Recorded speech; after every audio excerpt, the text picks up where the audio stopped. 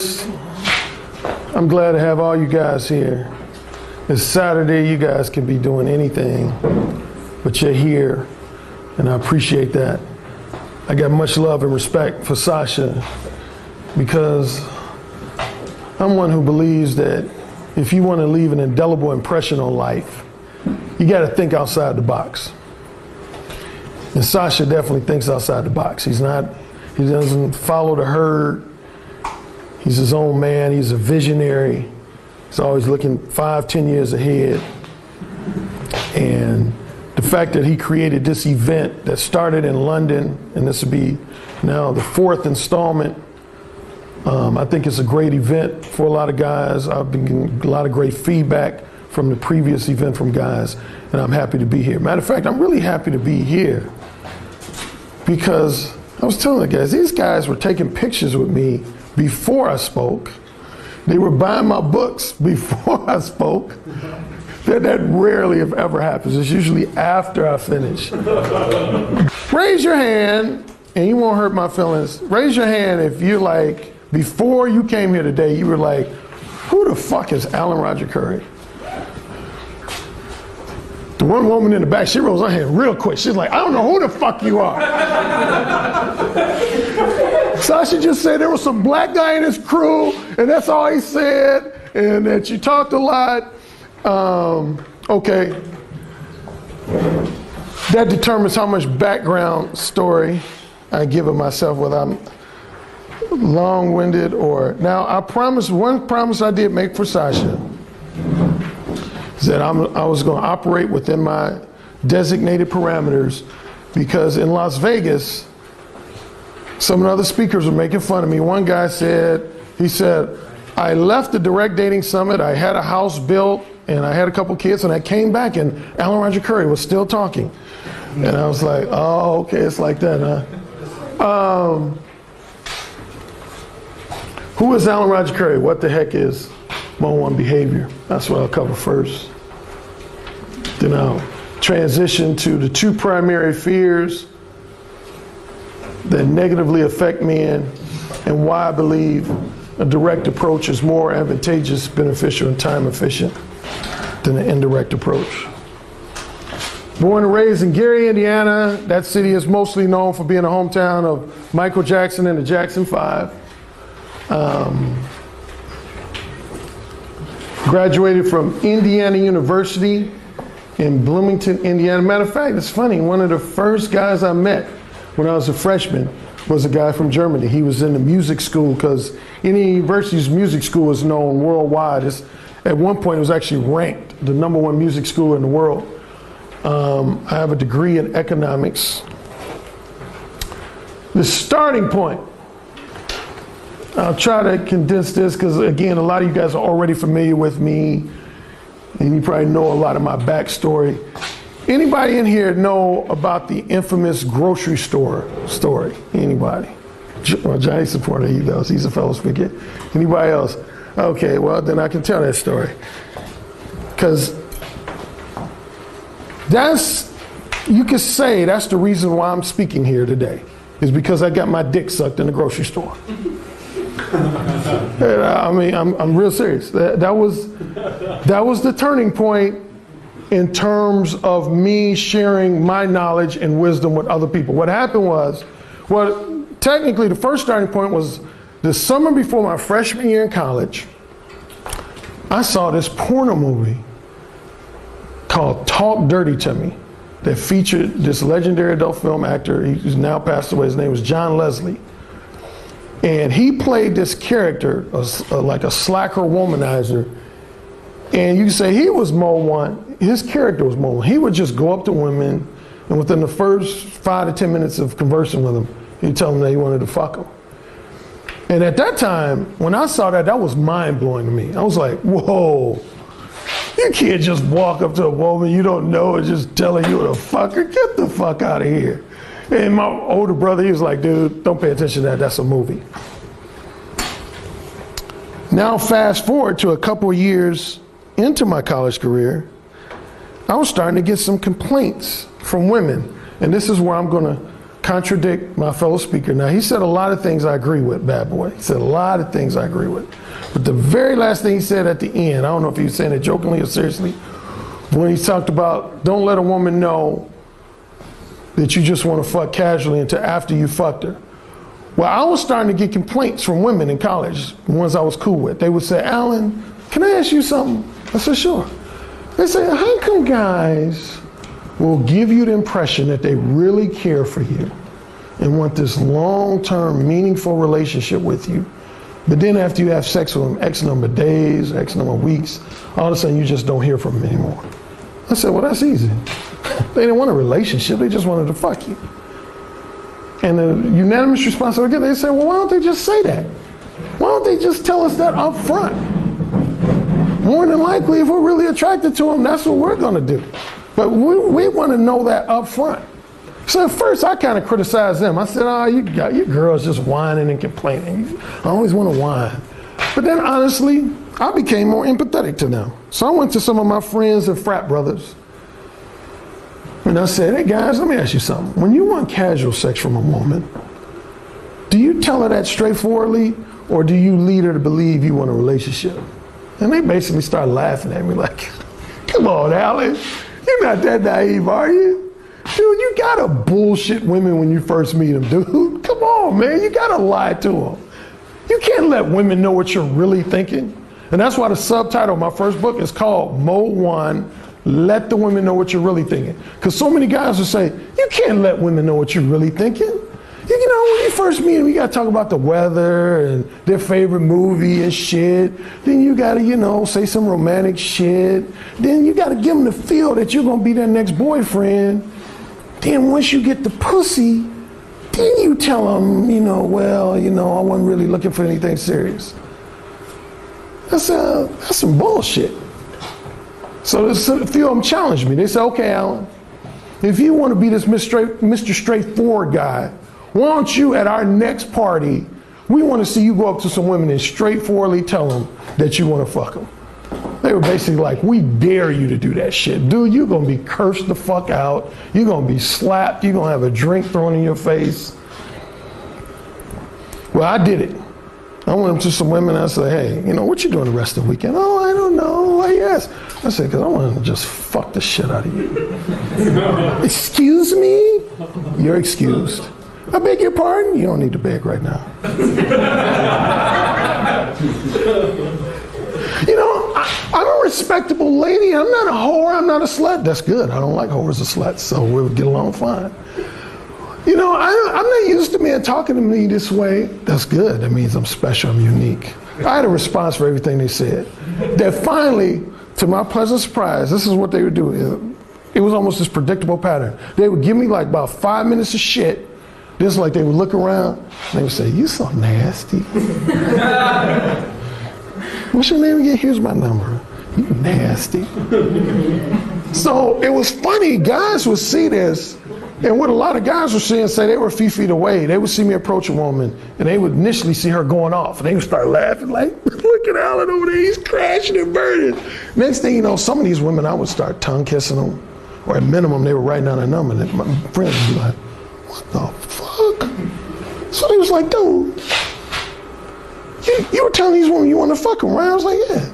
It was like, okay, how did you do that though? How did I do what? I mean, they looked like they was cursing you the fuck out one moment. The next moment I saw them smiling, I saw them laughing. I want to know what you did to transition, to get their demeanor from a negative, adverse. I said, I don't know if I did anything other than I just remained very cool, calm, collected. I didn't freak out on them freaking out. I didn't get theatrical in response to them being theatrical. And I stuck to my guns, everything I said. And the women who were really interested, they let me know. You know, what's interesting, and I say this to guys repeatedly, women who are genuinely not interested in fucking you, they don't go into those theatrics like the, you know, it's, excuse me, I beg your pardon, blah, blah, blah, blah, blah. They just will very calmly say, I'm not interested. They'll usually even compliment your approach. I've had women say, God, I love how bold and straightforward you are. I got to let you know I'm married, or I got a boyfriend, or just simply I'm not interested, but I love your approach. But the 90% of women who do all that theatrical shit, and I'll get to this term later, but they're what I call pretenders. Those are pretenders. So anyway, I started developing a reputation on IU's campus. Guys would be like, man, you know Alan Roger Curry? Man, that dude is so straightforward, man. I mean, he'll like meet a woman at 8 o'clock and by 8:05, he's talking about putting his dick in her mouth and fucking them doggy style, man. It's like crazy, man. So I started getting this little rep, and my brother, who was at another campus, transferred to the Bloomington campus, and guys were coming up to him. They were like, are you Alan's brother? And you say, yeah. I say, man, your brother, man, he's like crazy. His balls are out, man. My brother, he was like, what are you talking about? They were like, man, he will go up to women and like literally in the first 2 or 3 minutes, he'll be like, hey, you know, I'm gonna fuck the shit out of you. We fucking today or what? And my brother, he hadn't seen that side of me. So he's like, get the fuck out of here. He was skeptical. He was wary of Mo. So he kept asking about it. He said, I keep hearing that you're just really bold and straightforward with women, that you just don't hesitate, let them know what you want to do in sex. I said, this is true. He's like, get out of here, man. Until the day that made him a believer, and again, this ultimately results to me being here. We're coming from a party, and there's this store, it's still in Bloomington. It's a 24-hour store called Kroger's. It's about 1:32 in the morning. And there was this, right when we pulled up, there was this hot chick that pulled up in this mini skirt. And she got out, and my brother noticed her first. He said, fuck, look at that mini skirt. She is fucking hot.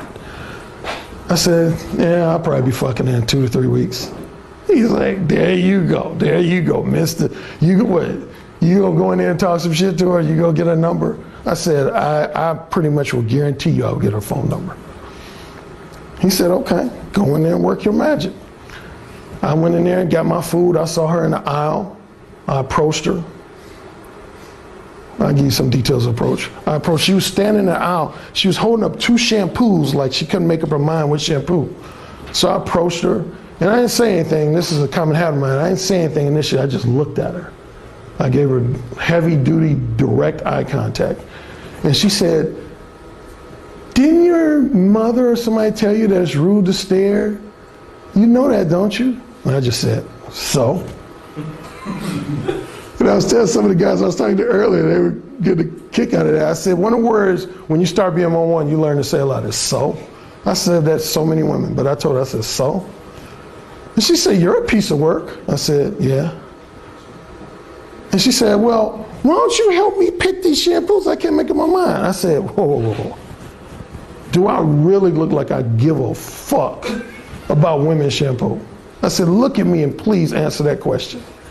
She said, you're really a piece of work. So this is where she opens the door for me. She said, okay, since you don't want to help me with my shampoo, you must be thinking about something else. What's really on, what's your name again? I said, Alan. So what's on Alan's mind right now? I said, leaning you up against the wall and sliding that mini skirt up and fucking the shit out of you.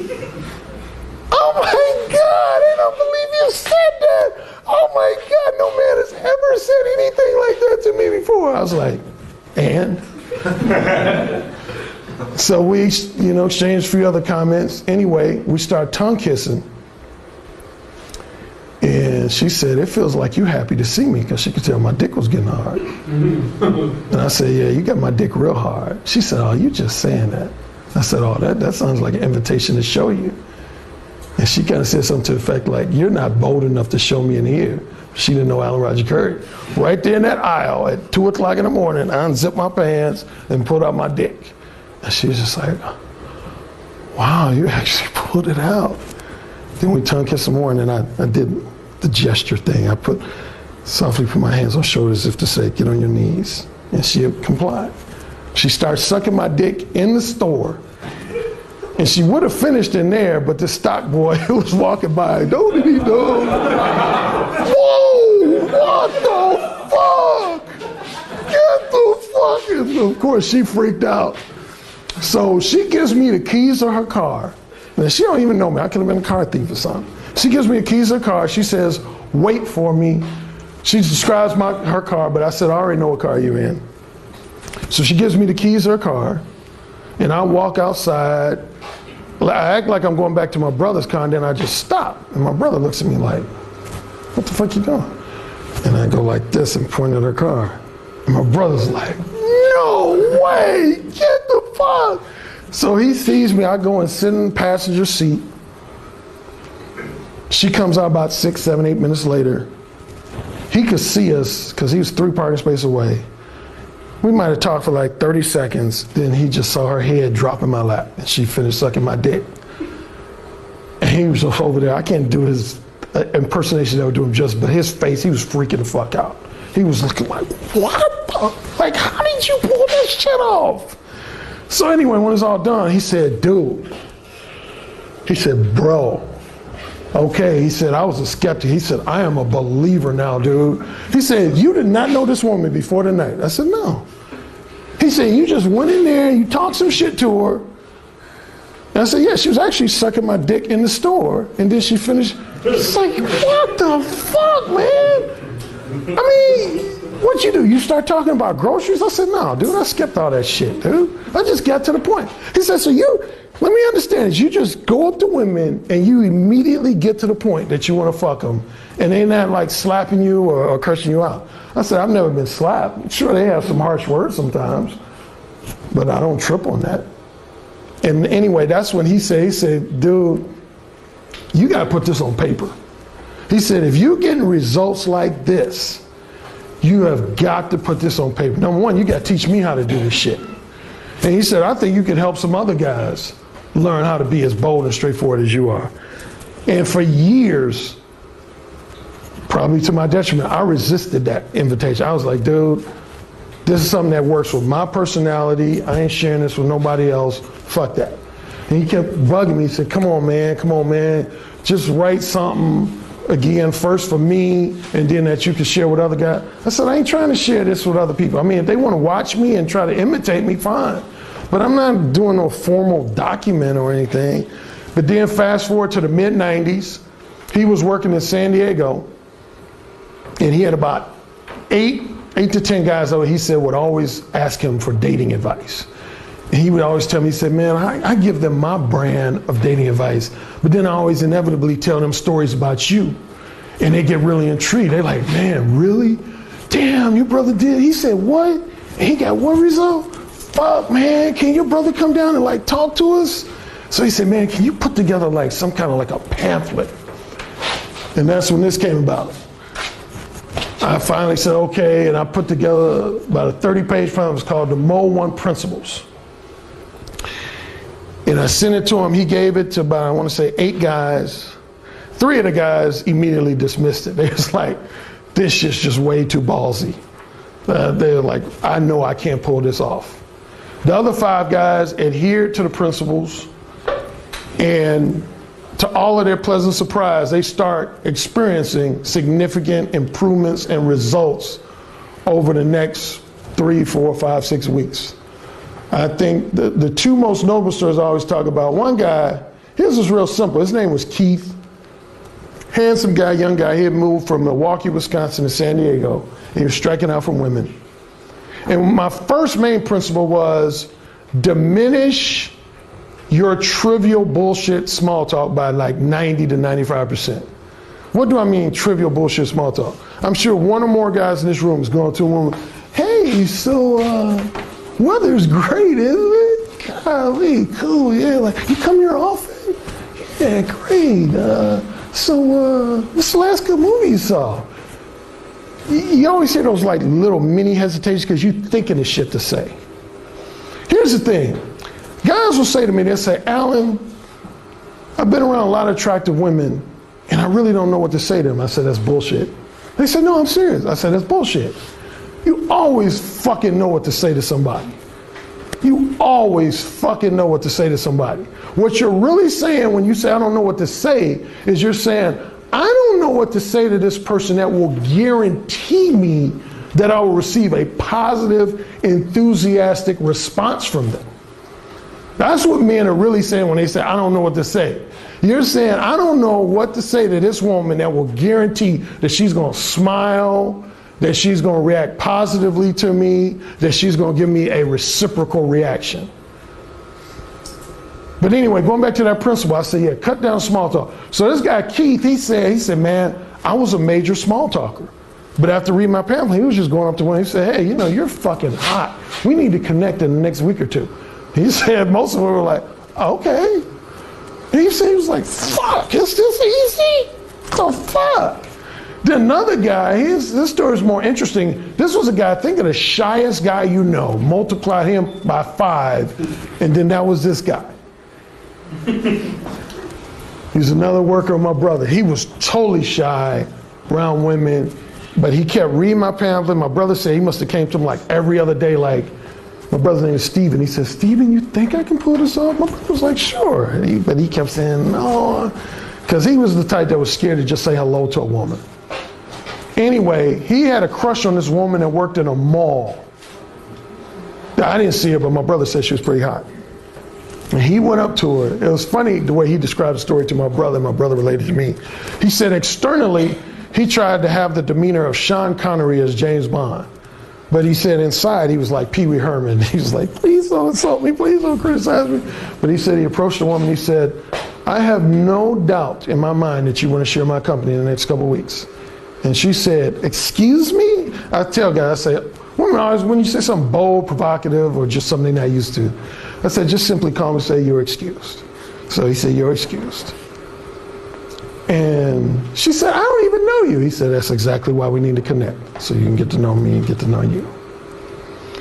So she said, well, I don't usually go out with guys that I don't know. He said, well, I don't want you to do what you usually do, because then you compare me to everybody else. He said, I'm unique.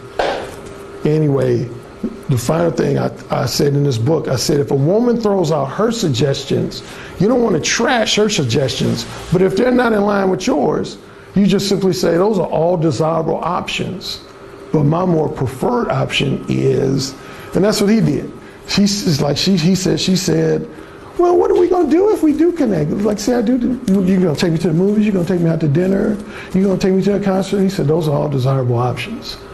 But my more preferred option is to come over to your place, when you come over mine, we watch a movie, give each other a mutual erotic massage, and then we just do what a man and woman naturally does.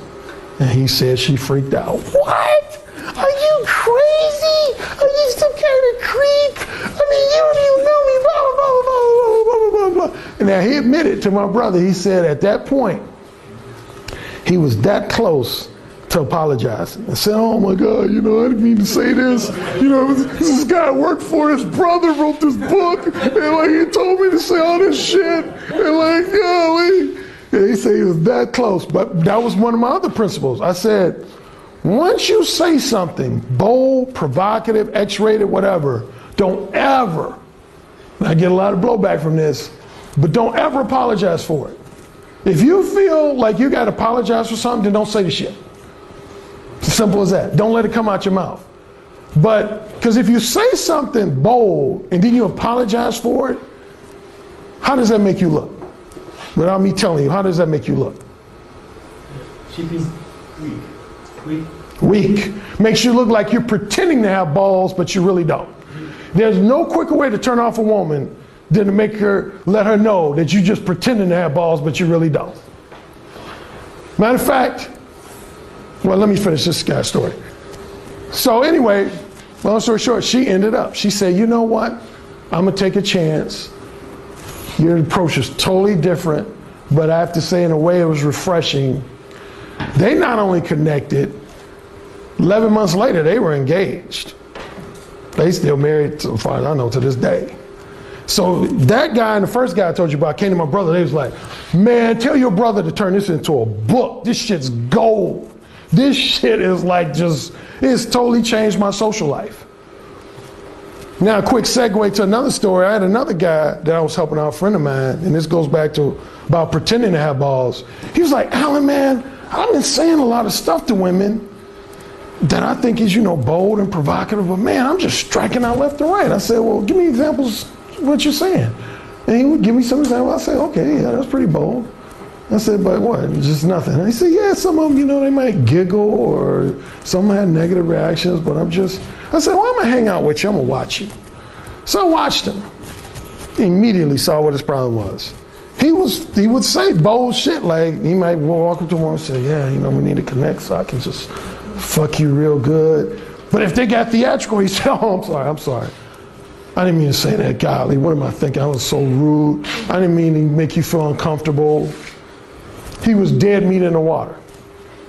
See, men think that is the gentlemanly thing to do, but again, you don't want to ever pretend like you got balls, only to acknowledge later that you really don't. So I said, dude, you only got one adjustment you need to make. Stop fucking apologizing. Stop that. He said, but man, I don't want these girls to think I'm just a complete asshole. And see, that relates to the fears. Oh, these are some of my other books. Most of my primary books are on Amazon. You go on Amazon.com and BarnesandNoble.com. Again, this is the book I have here. Ooh, say it again. My latest is this. I'm going to be mainly talking about stuff to do with the possibility of sex tomorrow, at tomorrow's session. I host 2 internet radio shows. I host one called Upfront and Straightforward with Alan Roger Curry. It's the #1 most listened to show under the category of dating and relationships on the Blog Talk Radio Network. And I host a show called The Erotic Conversation. Matter of fact, if you're listening to a couple episodes of Erotic Conversations, that's all female guests. And we're talking about fucking. I've talked about whole direct, indirect with them.